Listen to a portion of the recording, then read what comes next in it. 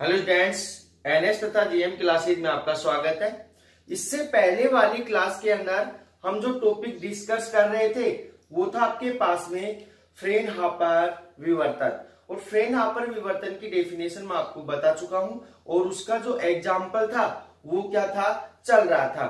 तो आपके पास में फ्रेनहाफर विवर्तन की डेफिनेशन क्या थी कि जब एक वर्णीय प्रकाश स्रोत तथा जो पर्दा है दोनों विवर्तन उत्पन्न करने वाले जो अवरोधक या द्वारक उससे सीमांत दूरी के ऊपर नहीं होते हैं, तब आपके पास में कौन सा विवर्तन होता है, फ्रेनहाफर विवर्तन होता है।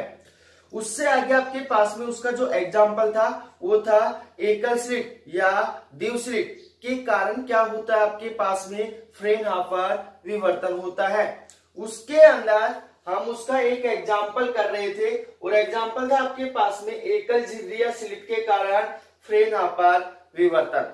इसको कल हमने अच्छे से समझ लिया था कि एकल झिर्री या स्लिट के कारण जो फ्रेनहाफर विवर्तन है उसके अंदर पथांतर BC बराबर कितना आ गया था, आपके पास में D साइन थीटा आ गया था। तो इसको थोड़ा सा रिपीट कर लेते हैं क्योंकि इससे आगे इसके अंदर क्या करवाएंगे, कंडीशन करवाएंगे।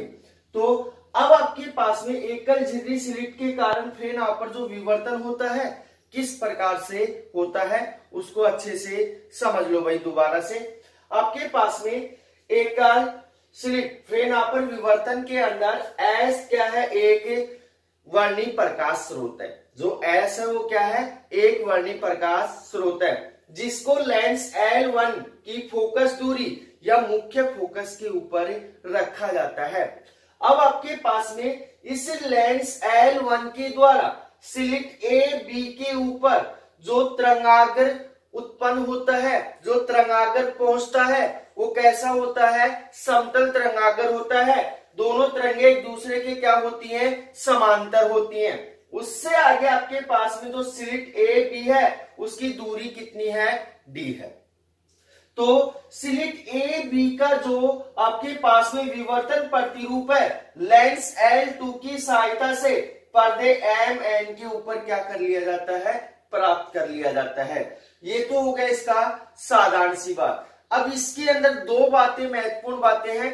फर्स्ट बात क्या है कि आपके पास में स्लिट AB से चलने वाली या बिंदु AB से चलने वाली जो तरंगे हैं अगर पर्दे के मध्य बिंदु के ऊपर पहुंचती है तब आपके पास में पर्दे के मध्य बिंदु के ऊपर पहुंचेंगी तो उनका जो पथांतर और कलांतर का मान वो कितना है, 0 होता है। जिसके कारण मध्य बिंदु के ऊपर क्या होता है, समपोषी व्यतिकरण होता है।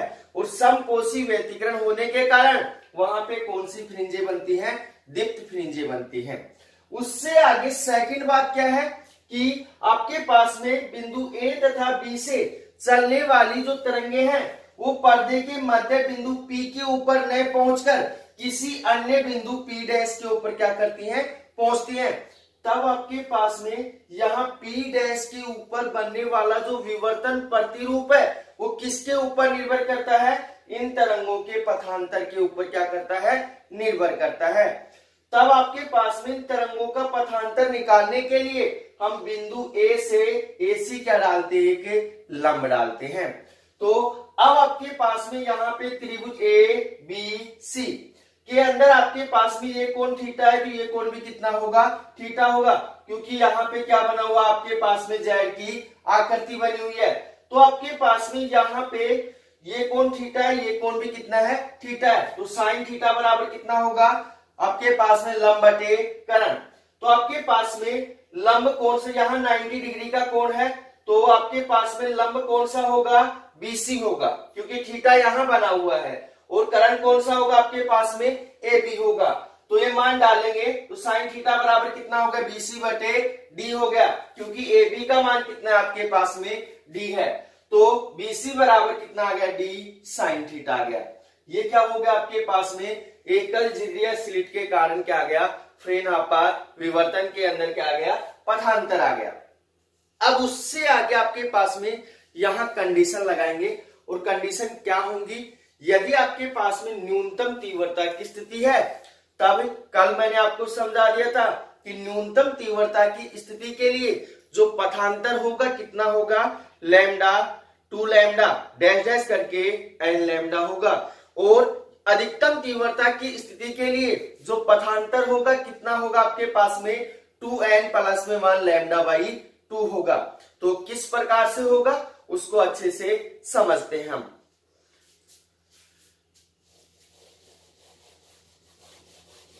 इसी का टॉपिक है वही आगे, इसी में लिखना है आपको।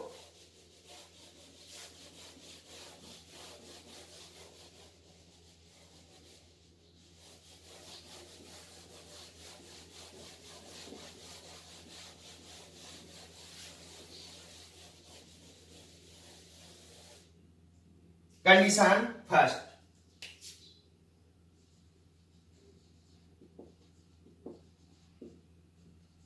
कंडीशन फर्स्ट क्या है, न्यूनतम तीव्रता की स्थिति में। तो यहां लिखेंगे न्यूनतम तीव्रता की स्थिति में।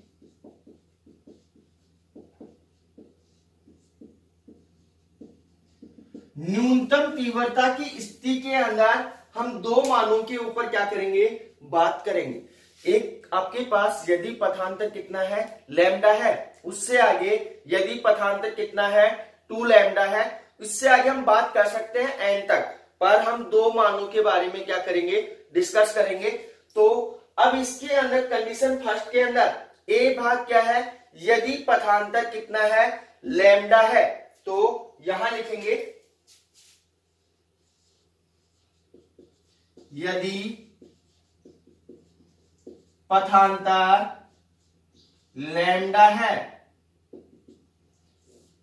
अब आपके पास में यहां पे ध्यान देना भाई, यदि आपके पास में दोनों तरंगों के मध्य पथांतर कितना है, लैम्डा है, कितना है, लैम्डा है, तो आपके पास में बिंदु ए तथा बी से चलने वाली जो तरंगे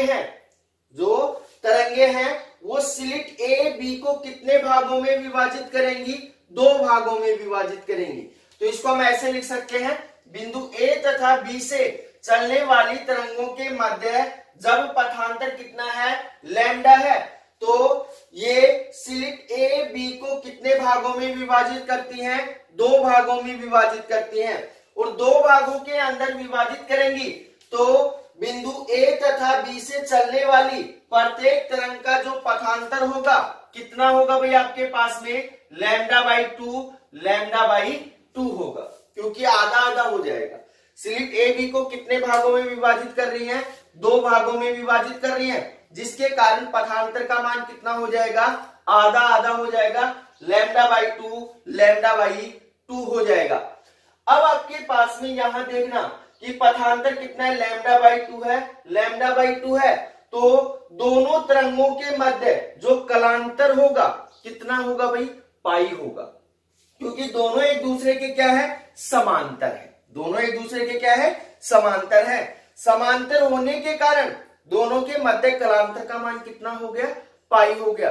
अब आपके पास में कलांतर का मान पाई है, तब आपके पास में वहां पे क्या होता है, विनाशी व्यतिकरण होता है, और विनाशी व्यतिकरण होने के कारण क्या होता है, न्यूनतम तीव्रता की स्थिति प्राप्त होती है।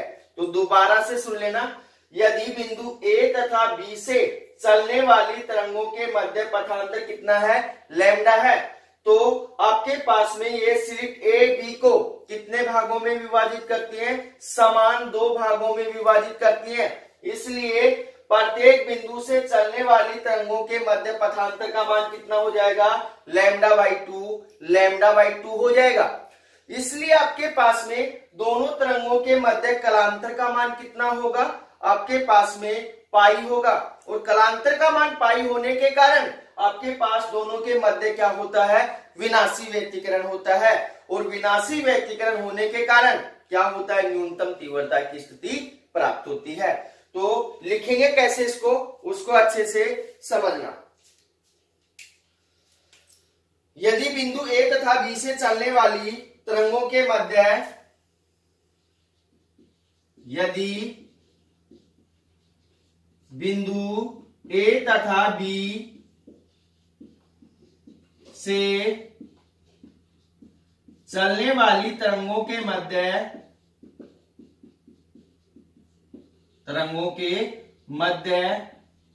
पथांतर लैम्डा होता है।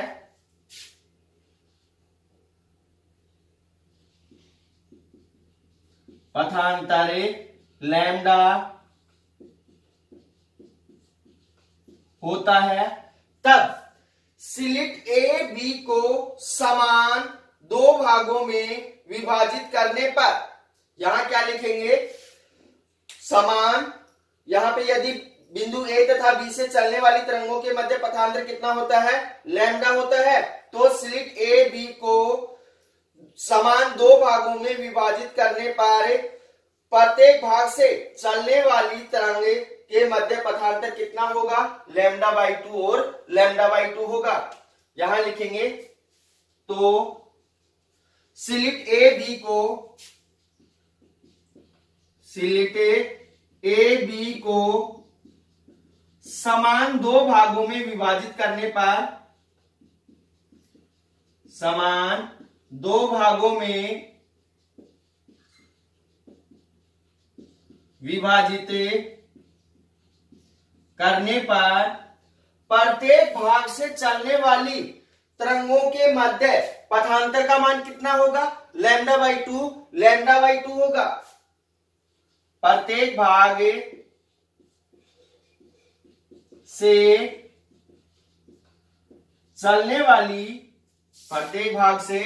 चलने वाली तरंगों के मध्य पथांतर λ/2 होता है, λ/2 होता है।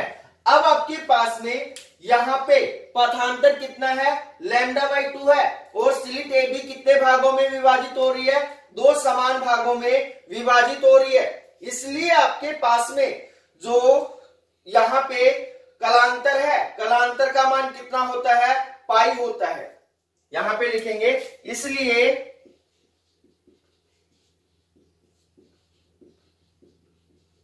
कलांतर का मान पाई होता है, जिसके कारण दोनों के मध्य क्या होता है, विनाशी व्यतिकरण होता है। तो यहां लिखेंगे, जिसके कारण दोनों के मध्य विनाशी व्यतिकरण होता है, विनाशी व्यतिकरण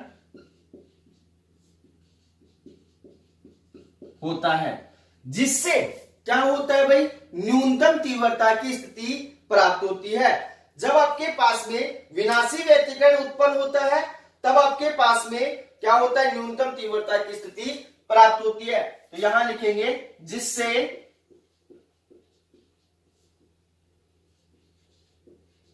न्यूनतम तीव्रता की स्थिति प्राप्त होती है,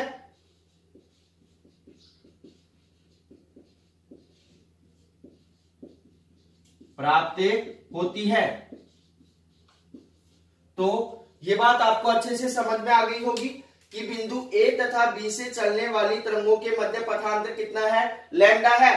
तो ये स्लिट ए बी को समान कितने भागों में विभाजित करते हैं, दो भागों में विभाजित करते हैं। तो प्रत्येक भाग से चलने वाली तरंग के मध्य पथांतर कितना होगा, λ/2 होगा। इसलिए आपके पास में पथांतर λ/2 है, तो दोनों के मध्य कलांतर कितना होगा, पाई होगा। और जब कलांतर पाई है, तब आपके पास में दोनों के मध्य क्या होता है, विनाशी व्यतिकरण होता है। और विनाशी व्यतिकरण होने के कारण वहां पे क्या उत्पन्न होती है, न्यूनतम तीव्रता की स्थिति उत्पन्न होती है। अब आपके पास में यहां ध्यान देना कि आपने जो एकल झिर्री स्लिट के कारण जो आपने पथांतर निकाला था, BC बराबर कितना आया था आपके पास में, D sin थीटा आया था। और यहां पे आपने पथांतर कितना माना है, लैम्डा माना है। तो ये दोनों पथांतर आपस में क्या होंगे, समान होंगे। तो आपके पास में लैम्डा बराबर क्या हो जाएगा, D sin थीटा हो जाएगा। लैम्डा बराबर कितना हो जाएगा, डी साइन थीटा, क्योंकि हमने जो एकल स्लिट के कारण फ्रेन हापर विवर्तन के अंदर जो पथांतर निकाला था बीसी बराबर कितना था, डी साइन थीटा था, और यहाँ पे हमने पथांतर कितना माना है, लैम्डा माना है, तो दोनों पथांतर आपस में क्या होंगे, समान होंगे, तो लैम्डा बराबर कितना हो जाएगा, डी साइन थीटा हो जाएगा। तो साइन थीटा बराबर कितना हो जाएगा आपके पास में, लैम्डा बटे कितना हो जाएगा, डी हो जाएगा। ये न्यूमेरिकल में काम आएगा कि यदि आपके पास में दोनों तरंगों के मध्य पथांतर कितना है, लैम्डा है, तो आपके पास में साइन थीटा बराबर कितना होगा, लैम्डा बटे डी होगा। अब इसके अंदर बी भाग की बात करते हैं। यदि पथांतर कितना है आपके पास में, 2 लैम्डा है, तो अगर इसका स्क्रीनशॉट लेना चाहते हो तो ले लो, क्योंकि मैं रब करूंगा इसको। सेकंड बात क्या है इसके अंदर कि यदि पथांतर कितना है, 2 लैम्डा है,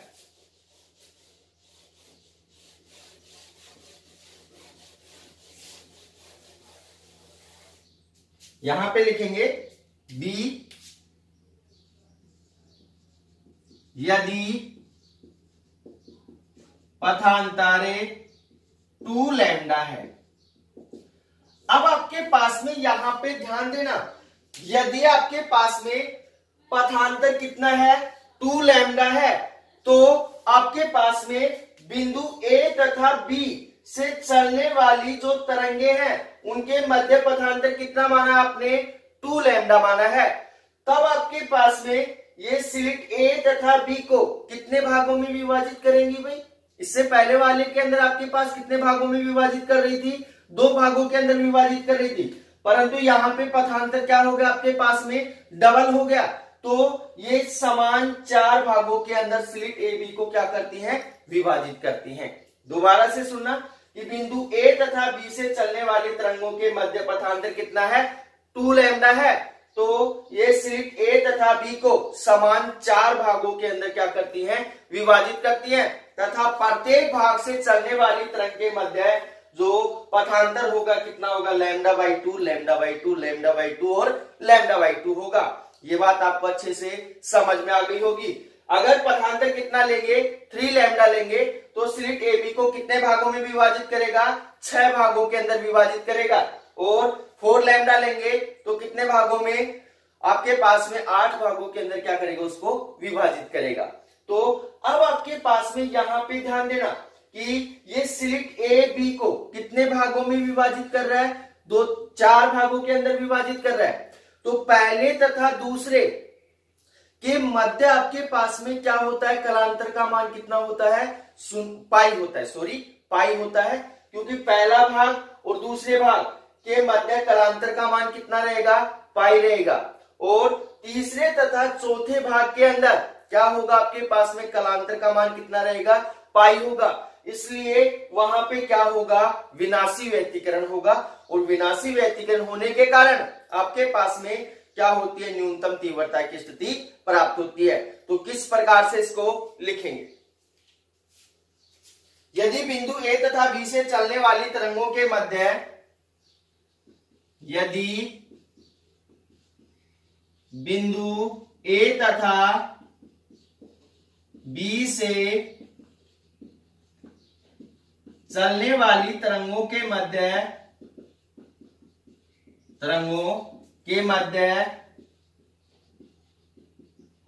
पथांतर 2 लैम्डा है, कितना है, 2 लैम्डा है, तब स्लिट ए बी को समान 4 भागों में विभाजित करने पर, तब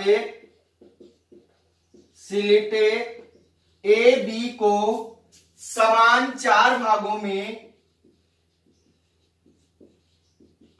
4 भागों में विभाजित करने पर प्रत्येक भाग से चलने वाली तरंगों के मध्य पथांतर कितना होगा, लैम्डा बाई 2 होगा। प्रत्येक भाग से चलने वाली तरंगों के मध्य तरंगों के मध्य पथांतर कितना होगा भाई आपके पास में λ/2 होता है, λ/2 होता है। अब आपके पास में यहां पे पथांतर का मान λ/2 होगा तो कलांतर का मान कितना होगा, पाई होता है। कलांतर का मान क्या होता है, पाई होता है। तो यहां लिखेंगे इसलिए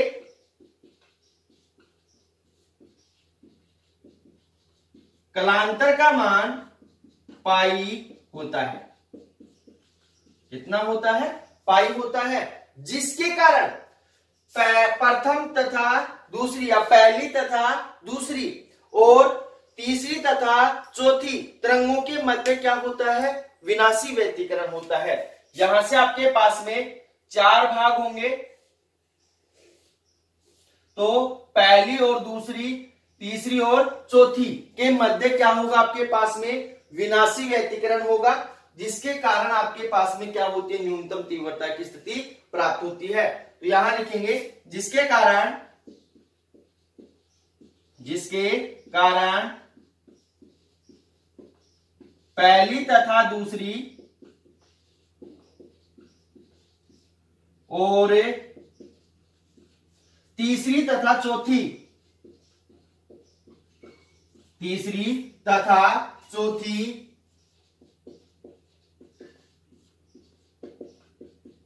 तरंगों के मध्य, तीसरी तथा चौथी तरंगों के मध्य विनाशी व्यतिकरण होता है। विनाशी व्यतिकरण होता है,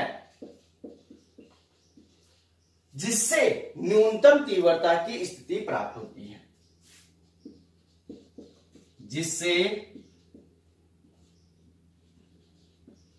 न्यूनतम तीव्रता की स्थिति प्राप्त होती है।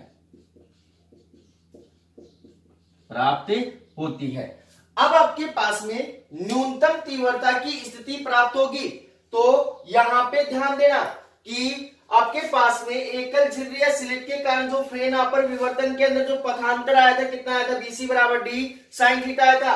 अब हमने पथांतर कितना माना है, 2 लैम्डा माना है, तो आपके पास में 2 लैम्डा किसके बराबर होगा, D sin थीटा के बराबर होगा। तो आपके पास यहाँ क्या होगा, 2 लैम्डा बराबर हो जाएगा D sin थीटा। तो sin थीटा बराबर कितना होगा भाई आपके पास में 2 लैम्डा बटे कितना हो जाएगा, D हो जाएगा। 2 लैम्डा बटे कितना हो जाएगा, D हो जाएगा।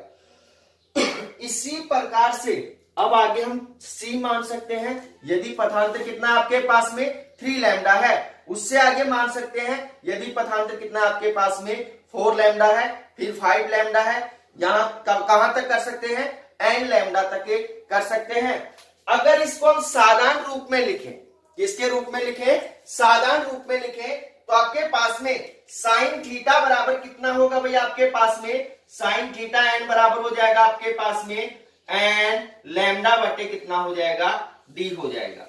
क्योंकि आगे जब पथांतर आपके पास में 3 लैम्डा होगा, तब आपके पास स्लिट AB कितने भागों में विभाजित होगी, 6 भागों के अंदर विभाजित होगी। 4 लैम्डा होगा, 8 भागों के अंदर विभाजित होगी। 6 लैम्डा होगा, 12 भागों के अंदर विभाजित होगी। तो यहां n भागों तक इसको क्या कर सकते हैं, विभाजित कर सकते हैं। तो आपके पास में साइन थीटा n बराबर कितना हो जाएगा, n लैम्डा बटे कितना हो गया आपके पास में, D हो गया। ये हो गया आपके पास में न्यूनतम तीव्रता की स्थिति। अब सेकंड बात क्या आती है आपके पास में, अधिकतम तीव्रता की स्थिति क्या होगी, उसको अच्छे से समझना भाई। तो सेकंड है आपके पास में, चित्र को भी रब कर देता हूं मैं।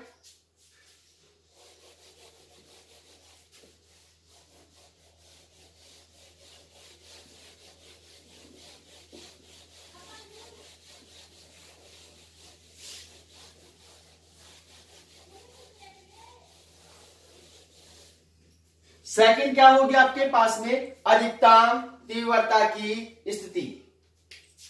तो सेकंड आपके पास में कंडीशन सेकंड है,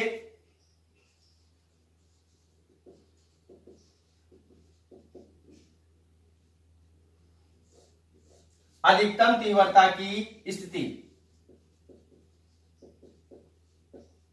अधिकतम तीव्रता की स्थिति। अब आपके पास में अधिकतम तीव्रता की स्थिति के अंदर क्या होगा उसको अच्छे से समझना।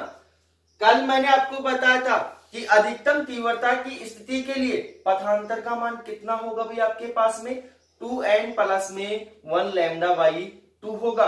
तो इसके भी हम दो भाग क्या करेंगे, पढ़ेंगे। तो फर्स्ट क्या है आपके पास में, ए क्या है, यदि पथांतर का मान कितना है 3 लैम्डा बाई 2 है, तो इसके अंदर ए भाग आपके पास में यदि पथांतर 3 लैम्डा बाई 2 है,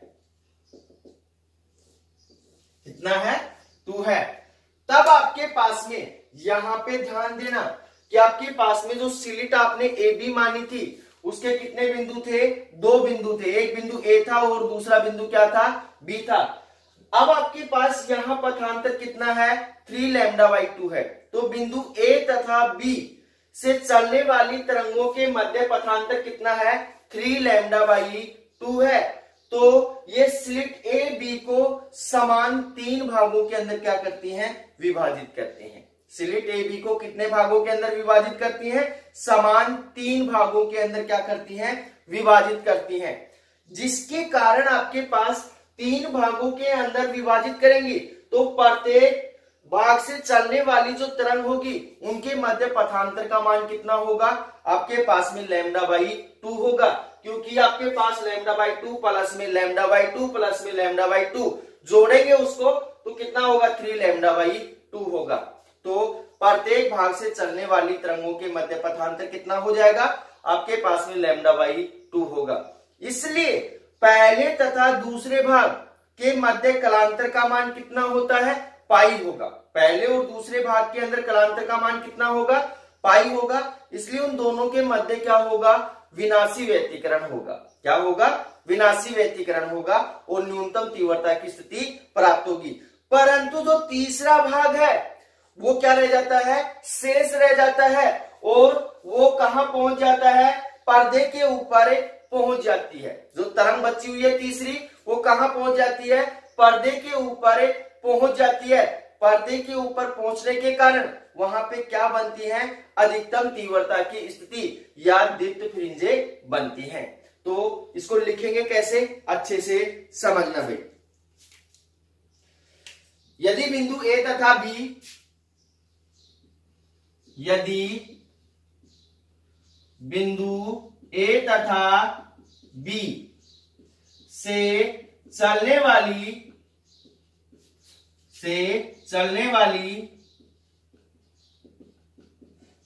तरंगों के मध्य पथांतर 3 लैम्डा बाई 2 है, तब स्लिट ए बी को समान 3 भागों में विभाजित करने पर, तब स्लिट ए बी को समान 3 भागों में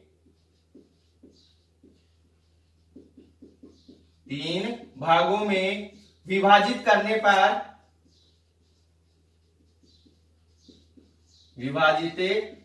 पर अब स्लिट ए बी को समान 3 भागों के अंदर विभाजित करेंगे तो प्रत्येक भाग से चलने वाली तरंग के मध्य पथांतर कितना होगा, लैम्डा बाई 2 होता है। तो आगे लिखेंगे प्रत्येक भाग से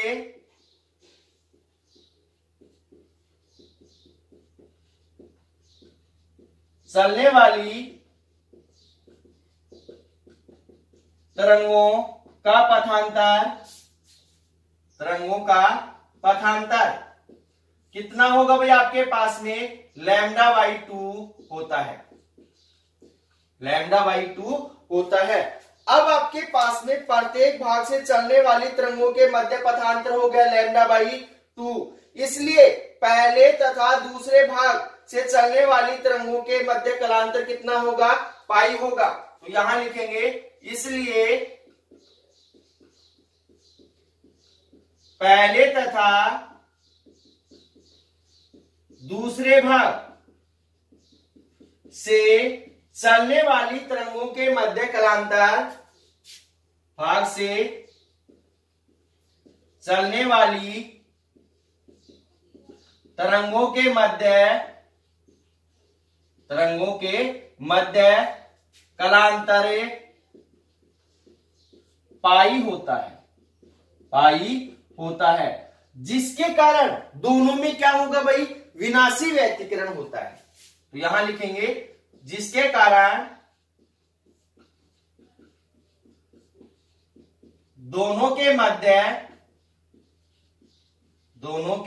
मध्य विनाशी व्यतिकरण होता है। विनाशी व्यतिकरण होता है। अब उससे आगे ध्यान देना भाई, आपके पास में 3 तरंगे हैं, 2 के मध्य तो क्या हो गया आपके पास में विनाशी व्यतिकरण हो गया। तो कौन सी तरंग शेष रह गई आपके पास में, तीसरी तरंग शेष रह गई। तो आगे क्या लिखेंगे कि आपके पास जो तीसरी तरंग क्या रह जाती है, शेष रह जाती है, जिसके कारण उत्पन्न होने वाली तरंग पर्दे के ऊपर पहुंच जाती है। तो आपके पास में यहां लिखेंगे परंतु तीसरा भाग शेष रहने के कारण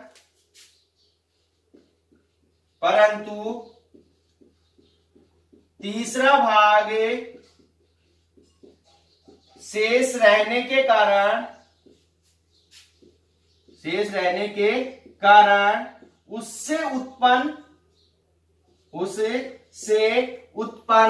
तरंग कहां पहुंच जाती है भाई, पर्दे के ऊपर पहुंच जाती है। उत्पन्न तरंगे पर्दे के ऊपर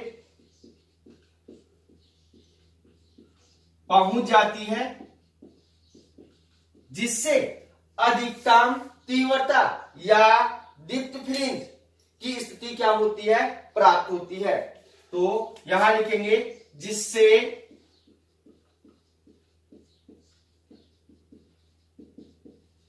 अधिकतम तीव्रता या दीप्त फ्रिंज की स्थिति प्राप्त होती है।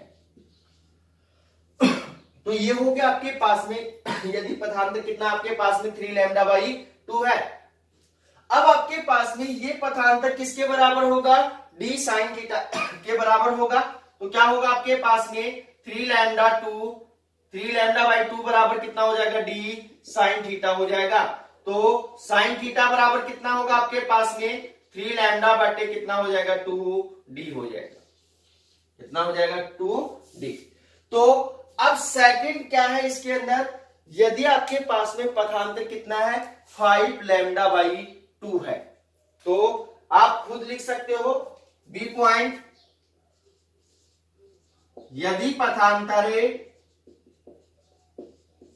5 λ/2 है, तो आपके पास में यदि पथांतर कितना है 5 λ/2 है, तब बिंदु A तथा B से चलने वाली तरंगों के मध्य पथांतर कितना है, 5 λ/2 है। तो स्लिट AB को कितने भागों में विभाजित करेंगी, समान 5 भागों के अंदर क्या करती हैं, विभाजित करती हैं। और समान 5 भागों के अंदर विभाजित करने के लिए प्रत्येक भाग से चलने वाली तरंगों का मध्य जो पथांतर होगा वो कितना होगा, λ/2 होगा। कितना होगा, λ/2 होगा। अब यहां पे ध्यान देना कि λ/2 हो गया, तो आपके पास में जो पहली और दूसरी तरंग है दोनों के मध्य कलांतर का मान कितना होगा, पाई होगा। तीसरी तथा चौथी जो तरंग है उनके कलांतर का मान कितना होगा, पाई होगा। तो पहली, दूसरी तथा तीसरी, चौथी तरंगों के मध्य क्या होता है, विनाशी व्यतिकरण होता है। परंतु जो उसका पांचवा भाग है वो क्या रह जाता है, शेष रह जाता है, जिसके कारण उससे उत्पन्न होने वाली तरंग कहां पहुंचती है, पर्दे के ऊपर पहुंचती है और अधिकतम तीव्रता की स्थिति प्राप्त होती है। तो लिखेंगे कैसे, यदि बिंदु ए तथा बी, यदि बिंदु ए तथा बी से चलने वाली तरंगों के मध्य, चलने वाली तरंगों के मध्य पथांतरे 5 λ/2 है, तब स्लिट ए बी को समान 5 भागों में विभाजित करने पर, तब स्लिट ए बी को समान 5 भागों में 5 भागों में विभाजित करने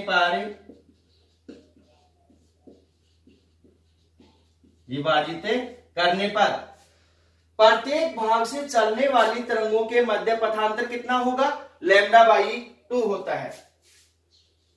प्रत्येक भाग से चलने वाली तरंगों, प्रत्येक भाग से चलने वाली तरंगों के मध्य पथांतर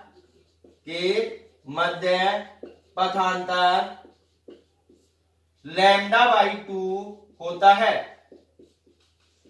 λ/2 होता है। इसलिए पहले तथा दूसरे और तीसरे तथा चौथे भाग के का जो कलांतर होता है कितना होता है, पाई होता है। तो यहां लिखेंगे, इसलिए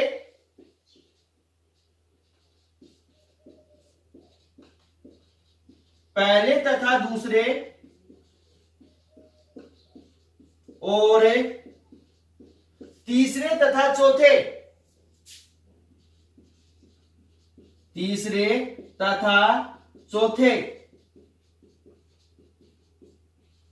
भाग से चलने वाली तरंगों के मध्य कलांतर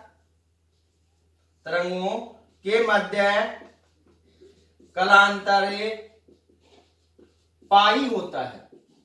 कितना होता है, पाई होता है। इसलिए पहले तथा दूसरे और तीसरे तथा चौथे भाग या तरंगों के मध्य क्या होता है, विनाशी व्यतिकरण होता है। इसलिए यहां लिखेंगे, पहले तथा दूसरे और तीसरे तथा चौथे भाग,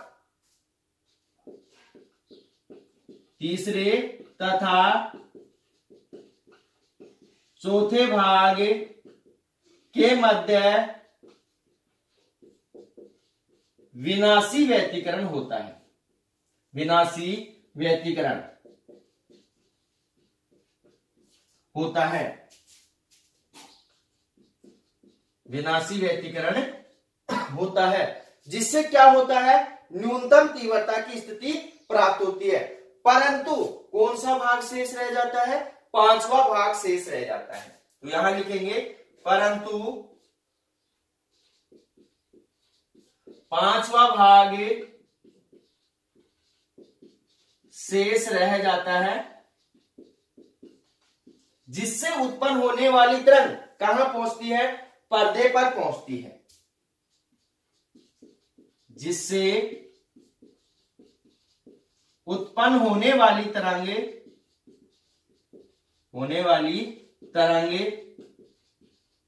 पर्दे पर पहुंचती है, जिससे अधिकतम तीव्रता की स्थिति क्या होती है, उत्पन्न होती है। जिससे अधिकतम तीव्रता की स्थिति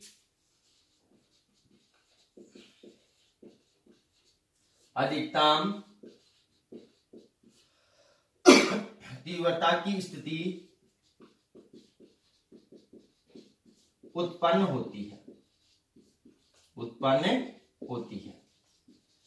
अब आपके पास में यहां ध्यान देना कि पथांतर कितना माना आपने, 5 लैम्डा बाई 2 माना है। ये किसके बराबर होगा, डी साइन थीटा के बराबर होगा। तो क्या होगा आपके पास में 5 लैम्डा बाई 2 इक्वल हो जाएगा आपके पास में डी साइन थीटा।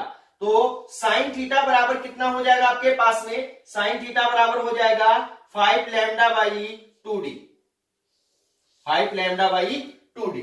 अगर इसको हम नॉर्मल तरीके से लिखना चाहें, किसमें लिखना चाहें, नॉर्मल तरीके से लिखना चाहें, सामान्य रूप में इसको लिखना चाहें, तो आपके पास में साइन थीटा एन बराबर कितना होगा आपके पास में, यहां हो जाएगा आपके पास में 2n प्लस में 1 इंटू लैम्डा बाई 2 होगा, 2n प्लस में 1 और इंटू लैम्डा बाई 2 होगा। क्योंकि इसको ध्यान देना भाई कि आपके पास में यहां पे 2d होगा, कितना होगा 2d। तो आपके पास यहाँ n बराबर 1 डालेंगे तो कितना आ जाएगा 3 आ जाएगा, n बराबर 2 डालेंगे तो कितना आ जाएगा आपके पास में 5 आ जाएगा, n बराबर कितना डालेंगे 3 डालेंगे तो आपके पास कितना आ जाएगा 7 आ जाएगा। तो यहाँ n बराबर कितना है 1 2 3 4 5 और n तक है।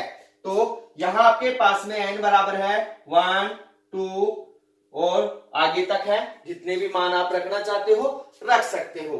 तो ये हो गया आपके पास में अधिकतम और न्यूनतम तीव्रता की स्थितियां। इसके अंदर और मान निकाल सकते हो। आगे क्या होगा आपके पास में 7 लैम्डा बाई 2 हो जाएगा, फिर 9 लैम्डा बाई 2 हो जाएगा।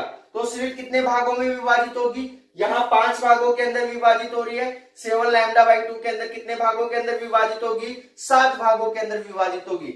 9 लैम्डा बाई 2 के अंदर कितने भागों के अंदर विभाजित होगी, 9 भागों के अंदर विभाजित होगी। तो अब इससे आगे आपके पास में इसके अंदर एक गिराफ है, तीव्रता आई तथा पथांतर लैम्डा के मध्य गिराफ है। उस गिराफ को अच्छे से समझना भाई। इसको मैं रफ कर रहा हूं, स्क्रीनशॉट ले सकते हो आप।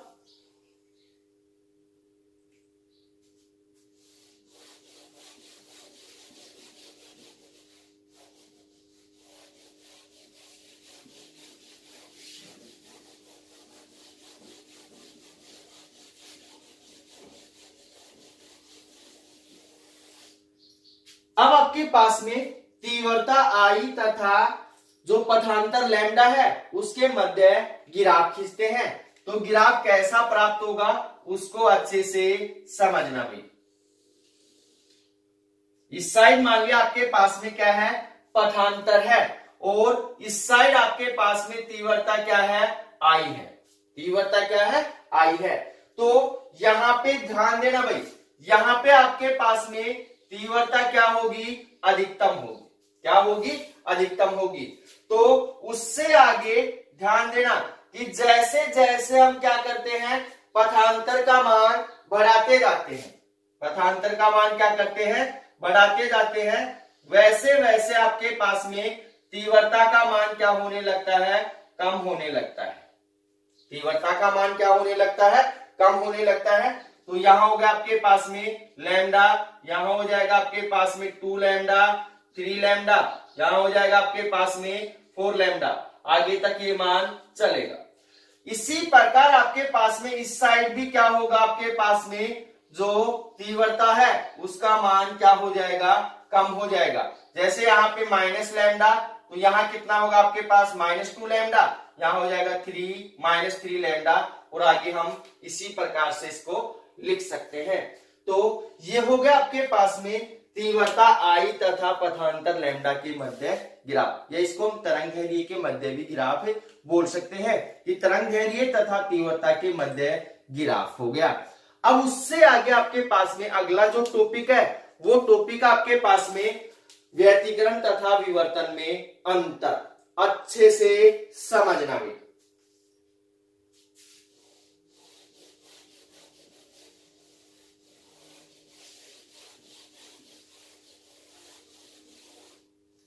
टॉपिक आपके पास में व्यतिकरण और विवर्तन में अंतर।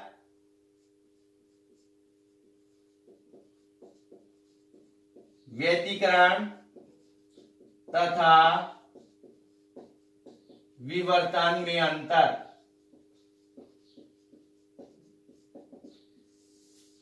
अब हम पेज के दो भाग करेंगे, एक साइड लिखेंगे व्यतिकरण और दूसरी साइड लिखेंगे विवर्तन।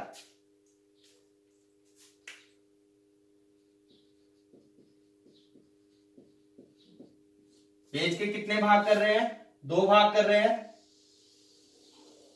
एक साइड आपके पास में व्यतिकरण हो गया, दूसरी साइड क्या हो गया आपके पास में? विवर्तन हो गया।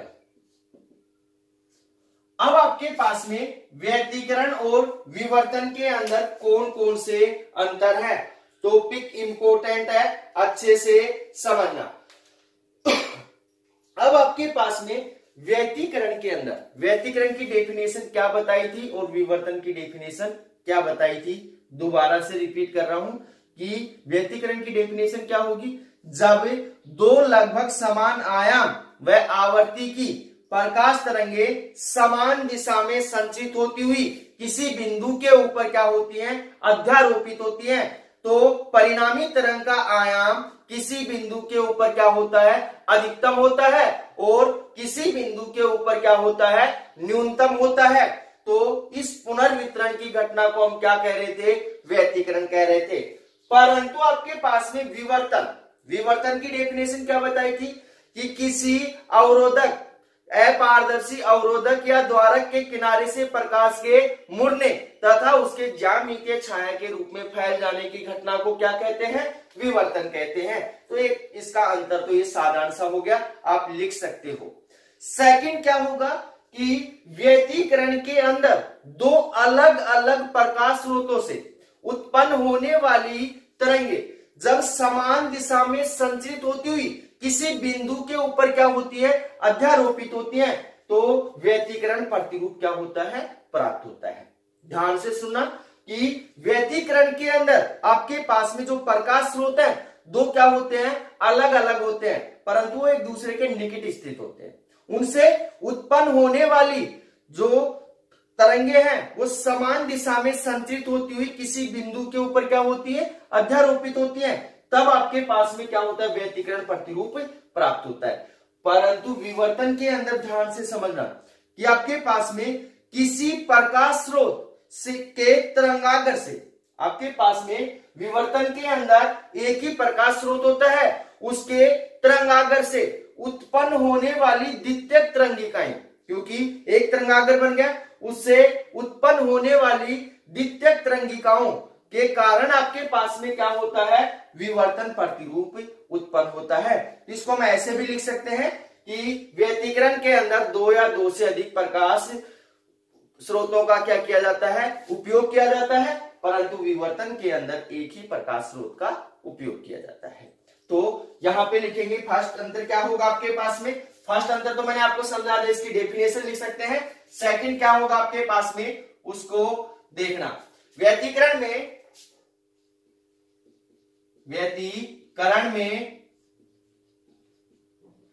दो अलग अलग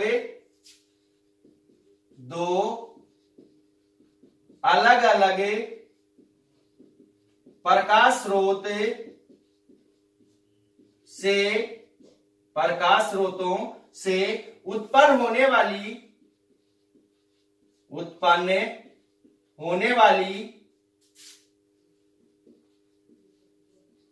तरंगे जब समान दिशा में संचित होती हुई, जब समान दिशा में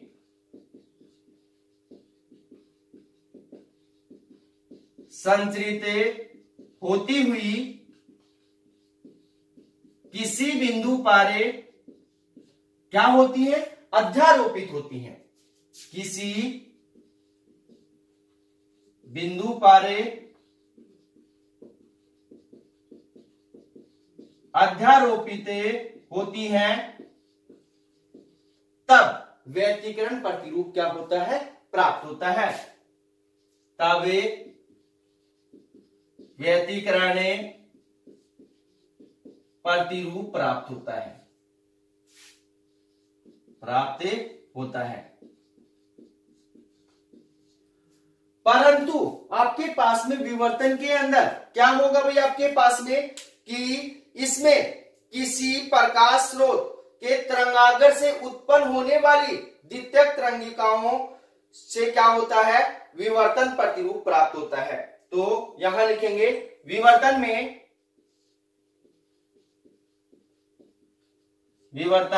में प्रकाश स्रोत से उत्पन्न तरंगाग्र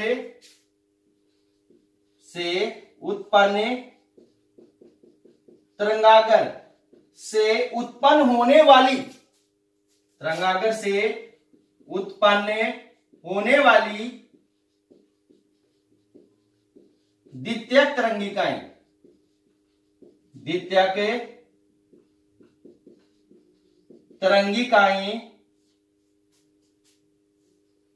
से विवर्तन प्रतिरूप, द्वितीयक तरंगिकाओं से विवर्तन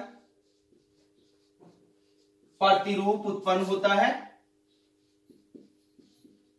विवर्तन प्रतिरूप प्राप्त होता है या उत्पन्न होता है। तो एक बात आपको समझ में आ गई होगी, इसको हम ऐसे भी लिख सकते हैं कि व्यतिकरण के अंदर दो अलग अलग प्रकाश स्रोत होते हैं, परंतु विवर्तन के अंदर एक ही प्रकाश स्रोत होता है, और उस प्रकाश स्रोत के जो तरंगाग्र से उत्पन्न होने वाली जो द्वितीयक तरंगिकाएं होती हैं, उनसे क्या होता है, विवर्तन प्रतिरूप प्राप्त होता है। उससे आगे आपके पास में सेकंड क्या होगा कि आपके पास में व्यतिकरण के अंदर आपके पास में एडिप जो फ्रिंजें होती हैं उनकी तीव्रता शून्य होती है।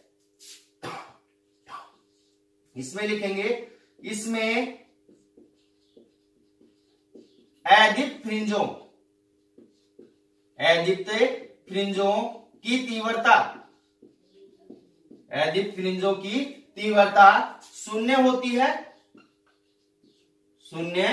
होती है, परंतु विवर्तन के अंदर एडिप फ्रिंजों की तीव्रता शून्य नहीं होती है, कम होती है।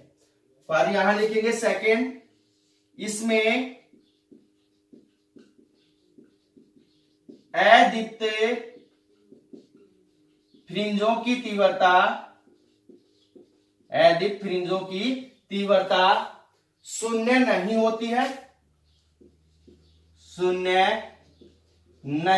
है, कम होती है। उससे आगे ध्यान से समझना, तीसरी बात क्या होगी आपके पास में कि व्यतिकरण के अंदर सभी दीप्त फ्रिंजों की जो तीव्रता है एक समान होती है। व्यतिकरण के अंदर सभी दीप्त फ्रिंजों की जो तीव्रता है वो क्या होती है, एक समान होती है, परंतु विवर्तन के अंदर सभी दीप्त फ्रिंजों की जो तीव्रता है वो एक समान नहीं होती है, क्योंकि मध्य बिंदु के ऊपर बनने वाली जो आपके पास में दीप्त फ्रिंज है उसकी तीव्रता क्या होती है, अधिकतम होती है, परंतु जैसे जैसे पथांतर का मान बढ़ता जाता है तीव्रता का मान क्या होता है, वैसे वैसे घटता जाता है। तो तीसरी बात क्या लिखेंगे, इसमें दीप्त फ्रिंजों की तीव्रता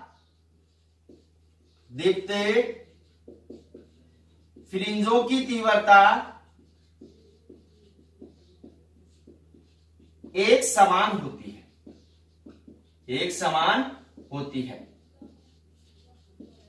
परंतु विवर्तन के अंदर दीप्त फ्रिंजों की तीव्रता एक समान नहीं होती है। तो यहां लिखेंगे, इसमें दीप्त फ्रिंजों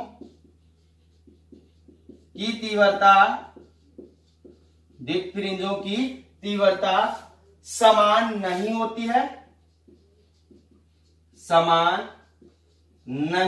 है। चौथी बात क्या होगी भी आपके पास में, चौथी बात होगी आपके पास में कि व्यतिकरण के अंदर सभी फ्रिंजों की चौड़ाई क्या होती है, एक समान होती है, परंतु आपके पास में जो विवर्तन है इसमें चौड़ाई एक समान नहीं होती है। तो इसमें लिखेंगे व्यतिकरण के अंदर, इसमें सभी फ्रिंजों, चाहे दीप्तो चाहे अदीप्तो, सभी फ्रिंजों की चौड़ाई एक समान होती है,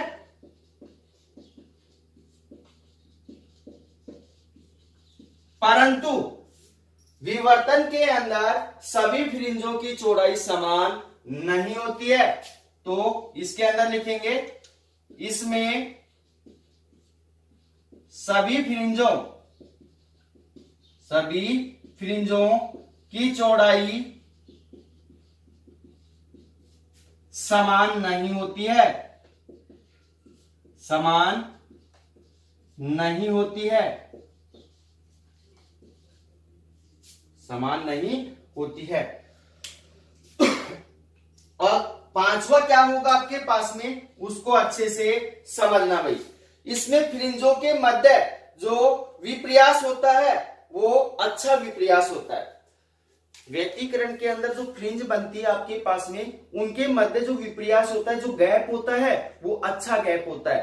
परंतु आपके पास में विवर्तन के अंदर जो विप्रयास होता है वो मंद विप्रयास होता है, बिल्कुल हल्का। तो इसके अंदर विप्रयास का मतलब अच्छा होता है, अच्छी क्या होती है आपके पास में जो फ्रिंजें हैं वो बनती हैं, परंतु उसके अंदर क्या करती है, मंद बनती है, धीरे धीरे बनती हैं। और इसके अंदर क्या बनती है, तीव्र बनती हैं। तो पांचवी बात क्या है, इसमें फ्रिंजों के मध्य अच्छा विप्रयास होता है। तो यहां लिखेंगे इसमें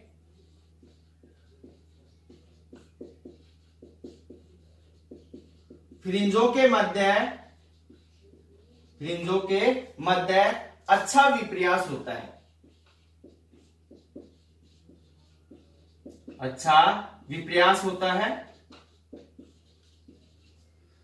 और विवर्तन के अंदर फ्रिंजों के मध्य क्या होता है, मंद विप्रयास होता है।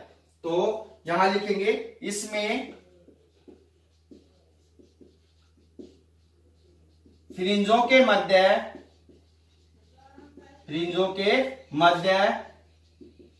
मंद विप्रयास होता है, मंद विप्रयास होता है। तो